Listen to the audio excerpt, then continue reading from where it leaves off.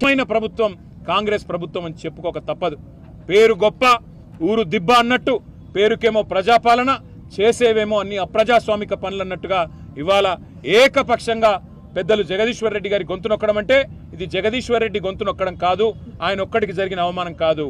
ఈ రాష్ట్రంలోని రైతాంగం తరపున, ఈ రాష్ట్రంలోని ఆడబిడ్డల తరపున నెలకు 2500 రూపాయలు కావాలని గొంతు విప్పినందుకు, రాష్ట్ర రైతాంగం తరపున రుణమాఫీ జరగలేదు అని చెప్పి ప్రశ్నించినందుకు, రాష్ట్ర రైతాంగం తరపున ఎండుతున్న పంటల విషయంలో మా పార్టీ తరపున ప్రభుత్వాన్ని నిలదీసినందుకు, రాష్ట్ర పేదవాళ్ల తరపున పెంచని పెన్షన్ల గురించి, అమలు కాని 6 గ్యారంటీల గురించి, 420 హామీల గురించి ప్రశ్నించినందుకు తట్టుకోలేక ఈరోజు ప్రభుత్వం ఒక కుయుక్తితో మా సభ్యుడిని సస్పెండ్ చేసింది. అందుకే నిరసనగా మేమందరం కూడా ఇక్కడ కూర్చున్నాం.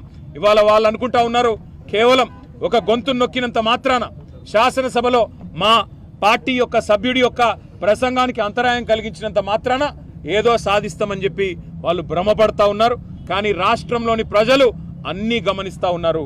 15-16 నెలల్లో కేవలం 20% కమిషన్లు, ఢిల్లీకి మూటలు పంపడం మీద ఉన్న దృష్టి ఈ రాష్ట్రంలోని పేదలకు మేలు చేయాలనే విషయంలో మాత్రం ఈ ప్రభుత్వానికి ఎంత మాత్రం లేదు అనేది ప్రజలకు కూడా అర్థమైపోయింది.